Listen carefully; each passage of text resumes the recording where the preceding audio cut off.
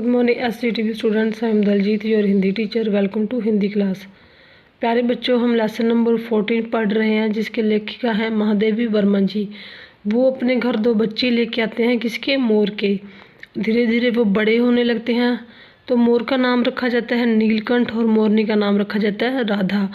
तो वो धीरे धीरे बड़े हो रहे हैं और सुंदर हो रहे हैं, और उनका नाच जो है वो लेखिका को बहुत अच्छा लगता है। पाठ के भाग नंबर 2 हम पढ़ चुके हैं, आज हम भाग नंबर 3 इसका पढ़ेंगे। उसका नृत्य मुझे बहुत भाता है। किसका? नीलकंठ का नृत्य उसे अच्छा लगता है। यह तो नहीं बताया जा सकता, परंतु आज अचानक एक दिन वह मेरे जालीघर के पास पहुंचते ही अपने झूले से उतरकर नीचे आ गया और पंखों का सतरंगी मंडलाकर छाता तानकर नृत्य की भंगिमा में खड़ा हो गया। तब से यह नृत्य भंगिमा नृत्य का क्रम बन गई। प्राय मेरे साथ कोई न कोई देशी विदेशी अतिथि भी पहुंच जाता था और नीलकंठ की मुद्रा को अपने प्रति सम्मानपूर्वक समझकर विस्मय विभूत हो उठता था। कई विदेशी महिलाओं ने उसे परफेक्ट जेंटलमैन की उपाधि दे डाली। जिस नुकीली पैनी चोंच से वह भयंकर विषधर को खंड खंड कर सकता था, उसी से मेरी हथेली पर रखे हुए भुने चने ऐसी कोमलता से होले होले उठाकर खाता था कि हंसी भी आती थी और विस्मय भी होता था। फलों के वृक्षों से अधिक उसे पुष्पित और पल्लवित वृक्ष भाते थे।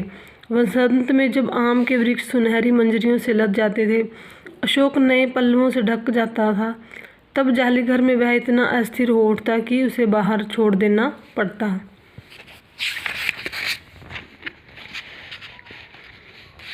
नीलकंठ और राधा की सबसे प्रिय ऋतु तो वर्षा ही थी।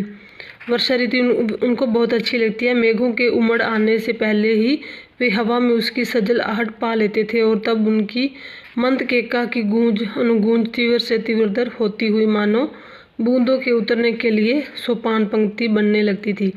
मेघ के गर्जन के ताल पर ही उसके तन में नृत्य का आरंभ होता, और फिर मेघ जितना अधिक गरजता, बिजली जितनी अधिक चमकती, बूंदों की रिम झिमाहट जितनी तीव्र होती जाती, नीलकंठ के नृत्य का वेग उतना ही अधिक बढ़ता जाता, और उसकी केका का स्वर उतना ही मंद से मंतर होता जाता। वर्षा के थम जाने पर वह दाहिने पंजे पर दाहिना पंख और बाएं पर बायां पंख फैलाकर सुखाता। कभी कभी वे दोनों एक दूसरे की पंखों से टपकने वाली बूंदों को चोंच से पी पी कर पंखों का गीलापन दूर करते रहते। इस आनंदोत्सव की रागनी में बेमेल स्वर कैसे गूंज बज उठा, यह भी एक करुण कथा है। वो दोनों आपस में बहुत खुश रहते थे, लेकिन उनकी जो ज़िंदगी है, उनकी लाइफ है, उसके अंदर एक बेमेल स्वर आ जाता है।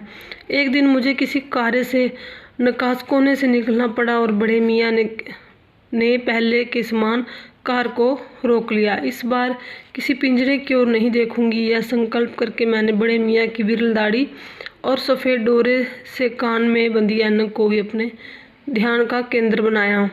पर बड़े मियाँ के पैरों के पास जो मोरनी पड़ी थी, उसे अनदेखा करना कठिन था। मोरनी राधा के समान ही थी।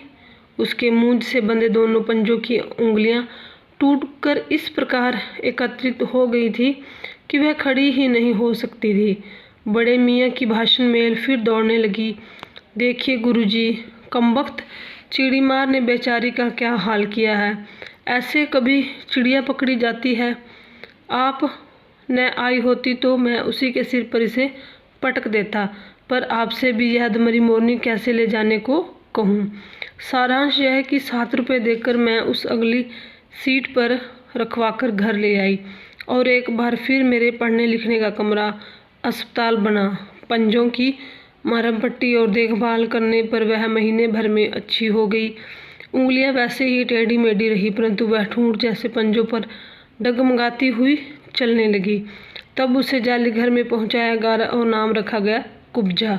तो डियर स्टूडेंट्स, आज के लिए हम इतना ही लेसन रीड करेंगे। नेक्स्ट क्लास में रीड करेंगे।